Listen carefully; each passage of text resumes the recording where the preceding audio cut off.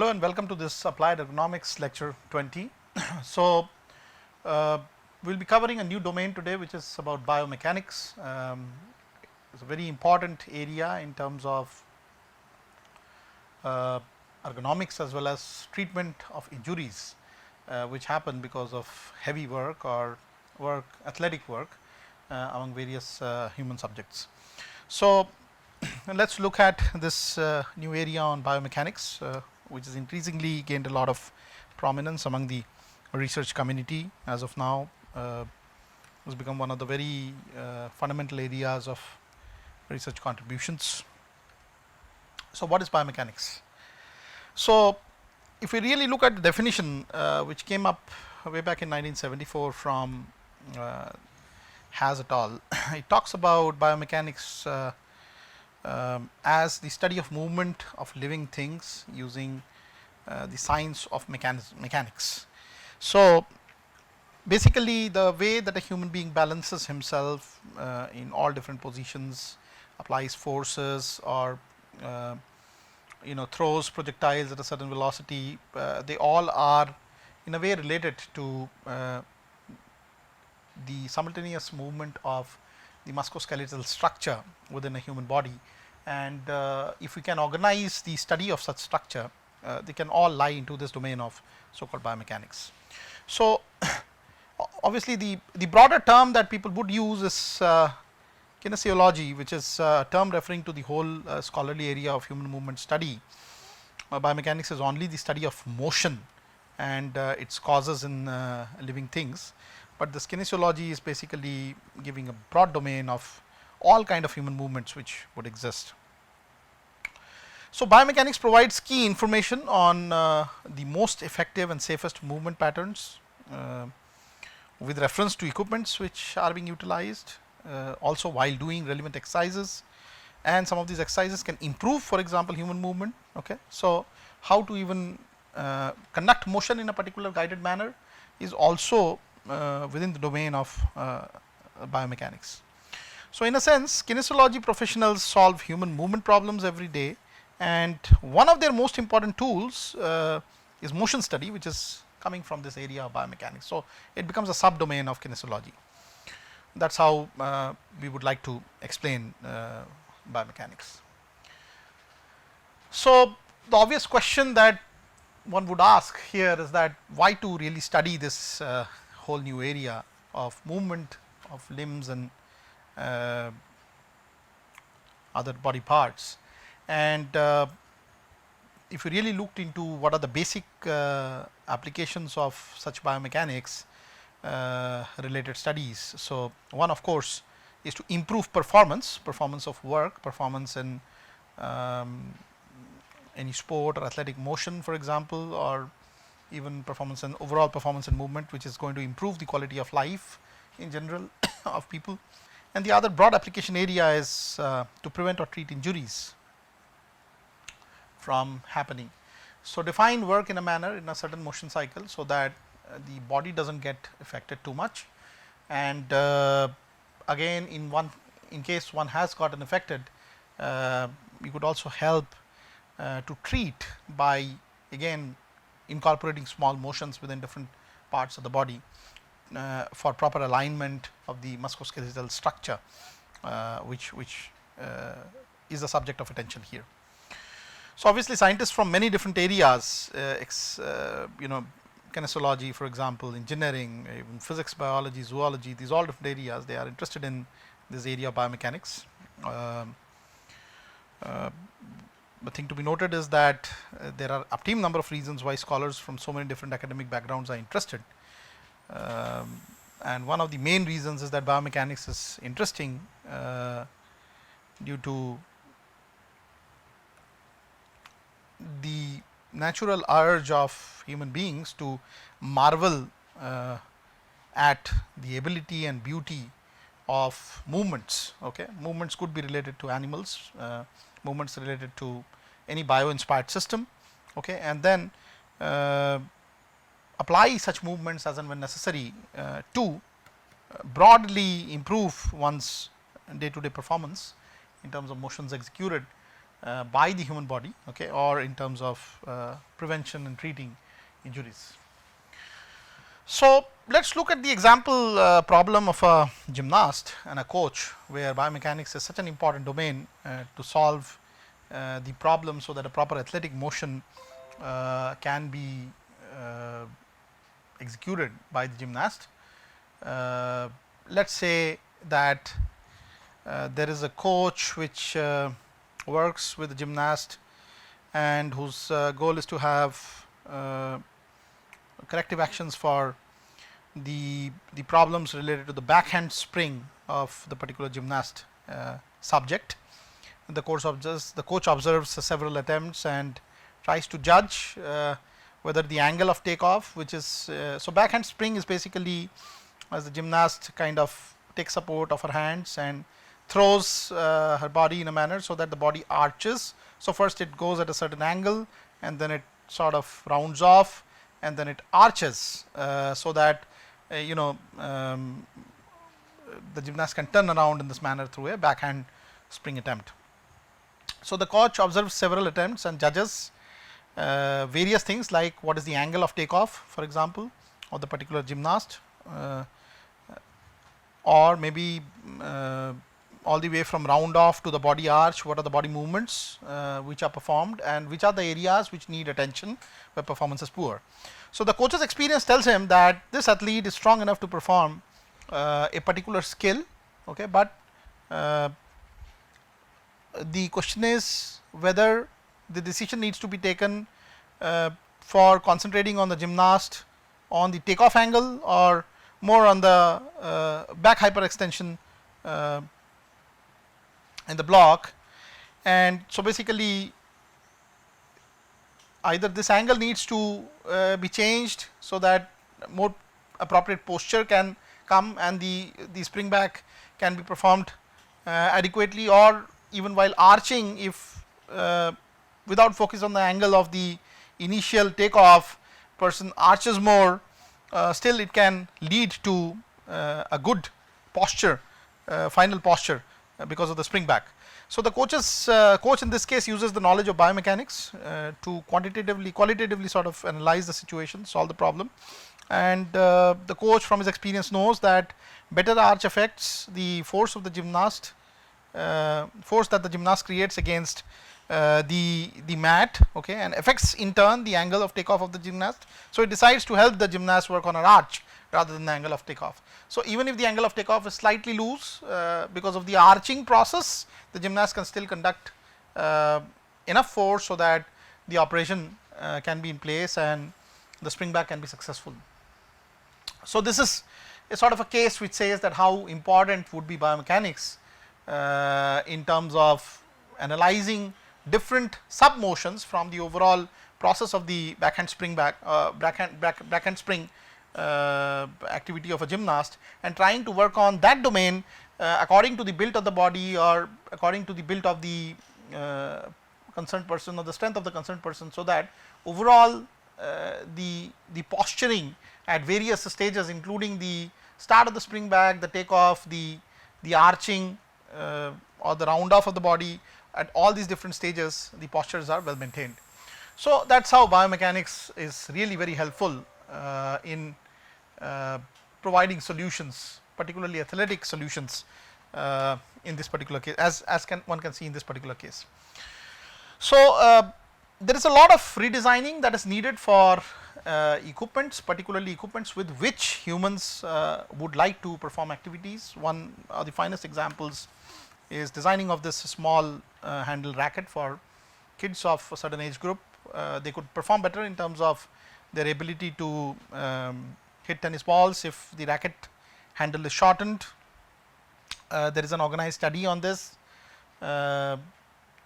through this area of biomechanics, which indicates such a strategy, and so therefore the sporting equipment design or redesign can be done according to age group to augment the performance. So human performance obviously can be enhanced by improvements in design of various equipments, and many of these improvements are probably related to the overall weight. So new materials are in question if you wanted to make lightweight equipments. Even the engineering designs, like just I pointed out in case of this racket here, the the lower size handle would give the concerned better impetus or better control of hitting let's say tennis balls.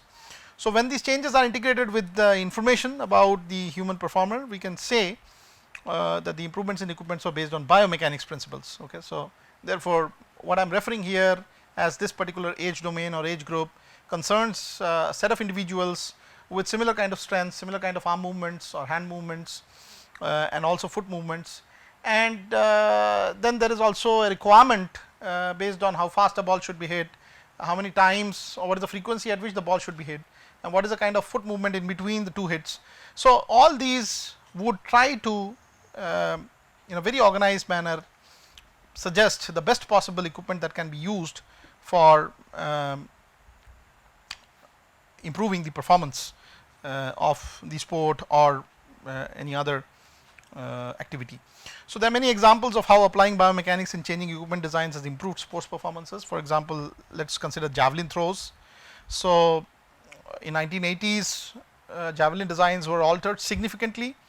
That's because improved javelin designs in 80s resulted in longer throws, and that started endangering the other athletes who were around in the arena where such a throw would take place, or even the spectators sometimes. And so therefore a redesign was called for, a redesign was needed, so that even the new rules were set up actually, so that such sport doesn't become a health hazard or let's say an injury hazard to people who are within close distances. So biomechanics researchers also particularly Elliott in 1981 or Ward and Gropel in 1980 were some of the first to call for smaller tennis rackets that more closely match the muscular strength of young players, based on which this tennis design came up. So you can see how improvement in performance in activities could take place through biomechanics. Some other models of performance improvements are listed here. For example,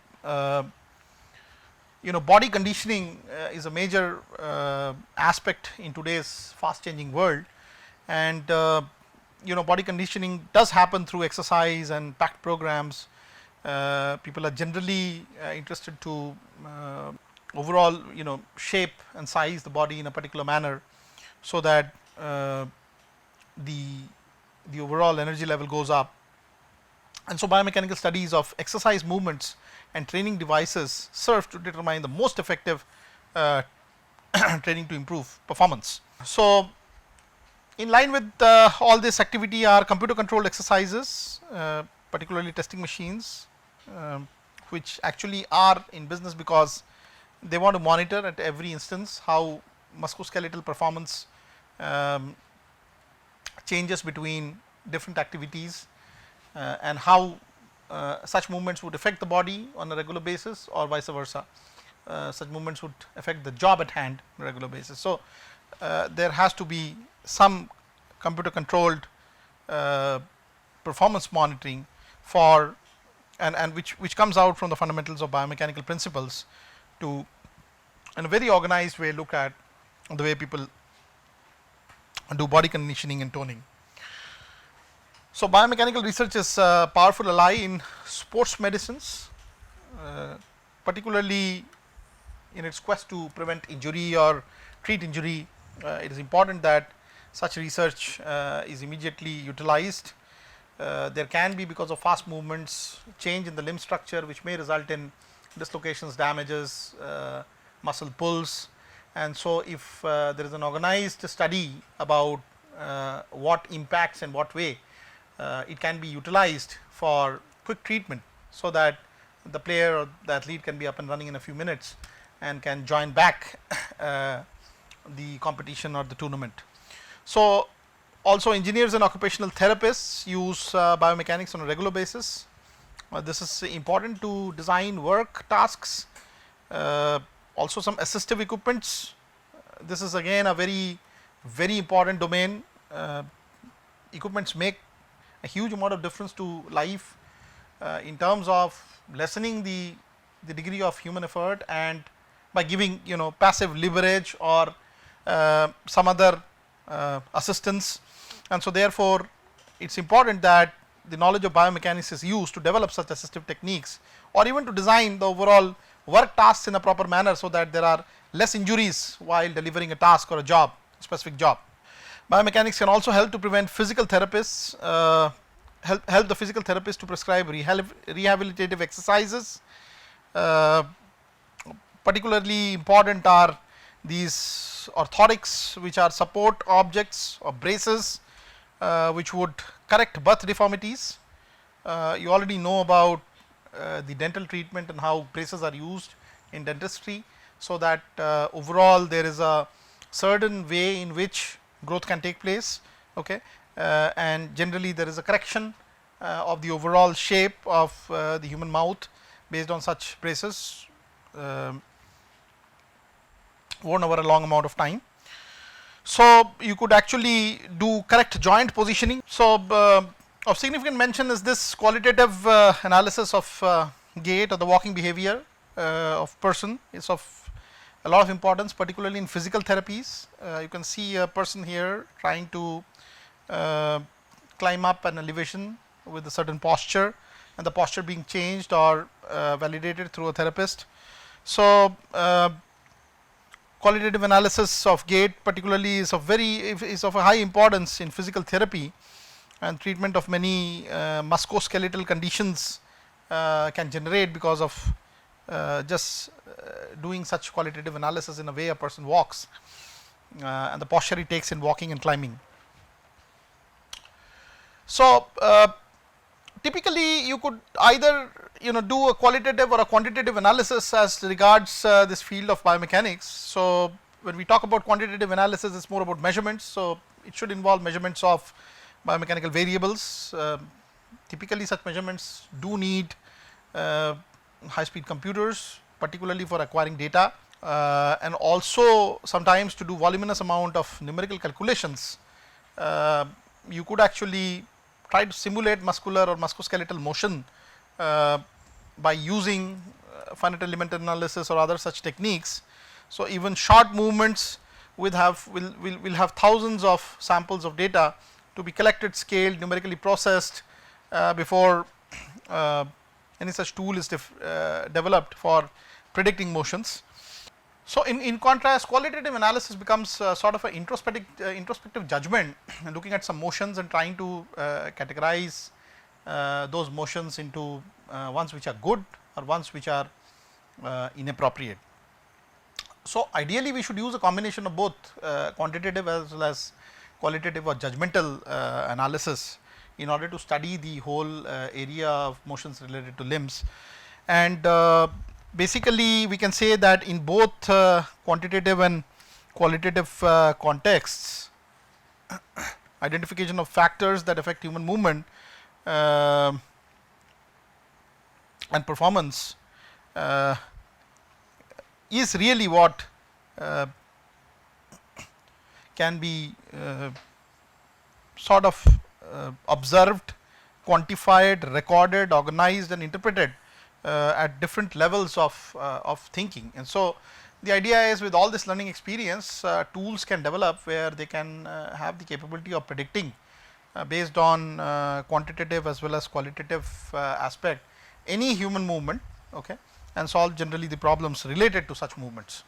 So, obviously this whole area is highly interdisciplinary in nature, because there is a part which is directly related to the human physiology, human body, and a part which is related to concepts of mechanics, and therefore it is really an integrated science, I would say, where multiple stakeholders are involved. Let us look at some example problems and try to see how biomechanics can be utilized. I would just like to mention about this stoop or squat positions for lifting of weight in a particular setup. It is a sort of a review for different lifting techniques which are around. By stoop or squat, I want to what I mean is basically these two different motions. Okay. So, this is known as a stoop lifting technique. Similarly, this is called a squat lifting technique. Okay. And if I looked at how the forces are applied to the musculoskeletal structure in both the cases, they are quite different. and quite different in a way that in some cases the forces are applied to more cross section of the musculoskeletal structure. In some cases it is applied to a very less section, and there is a possibility of more damage. So the objective of all this study is really about assessing the biomechanical evidence in support of advocating the squat lifting technique over the stoop lifting technique. And this can be a sort of a medical administrative technique to, or medical administrative practice to control either low back pain or even injury, back injury. So let us look at some tools for assessing both these techniques and try to understand. So I will basically partially cover this area today in the interest of time, and then maybe take this up for a future module again, probably which will be probably given to you next week. So here the idea is that if I looked at the force diagrams and how different cross sections of the human body or musculoskeletal structures are exposed, in case a person is lifting a 10 lb weight, you can see that the amount of impact which comes to particularly this portion of the human body, the musculoskeletal structure here, is significantly high, you know. So primarily because it's like cantilever orientation that we are talking about. The fixed end is really this pair of feet which is having a reaction motion, and then there is a this whole skeletal structure that is there is having almost a let us say a transfer of this force, so that it can hold back, okay, the weight of 10 kgs or 10 pounds. So on the other hand, if I looked at the other motion, that is the squat motion, you can see that a significant portion of the weight of the body, there is no, for example, cantilever orientation here. For example, you can see the overhang in this particular area, which is causing an additional force component to the skeletal system, whereas in this particular orientation you can see that a 10 lb is almost amounting to a 10 lb force on the musculoskeletal system, primarily because the weight of the human body is adjusted onto a broader base. There is very less chance of toppling, and so there is really no reverse torque which actually comes in this particular position, and it makes life easier for this human being in this position to lift a 10 lb or 10 pounds weight in comparison to the other one here in the stooping position. So from an intuitive level, from a qualitative level, certainly it appears to be better here, but you do have a very good quantitative measurement based analysis as well, which gives you most accurately the data which is going to conclude the same. And there are many facets which can get evolved in the process, which can advocate the squatting motion over the stooping motion for purpose of administrative control on let us say back pain or back injuries, so on and so forth. So if I look at loads and look at the musculoskeletal structure and how it gets oriented, so you can see the spinal structure of any subject, a human being, having ligaments, invertebral discs and vertebrae. There are also these musculotendinous structures comprising of muscles, musculotendinous junctions, tendinous insertions, and various types of forces are subjected to such structures. For example, this here right here shows a compressive force which has created a fracture. So you can see one of the damages created to one of these vertebrae here, which is because of a compression fracture. Similarly, there can be damages related to shear, to tensile stresses and muscular forces when it comes to different loads. So probably like to end this module here, but in the next module we will take up in a very organized manner by giving ratings to the different measurements which come for the different factors like compression, shear, tensile or muscular forces, based on which we can make conclusions about the right posture for picking up this load. So I like to end this lecture here. Thank you very much.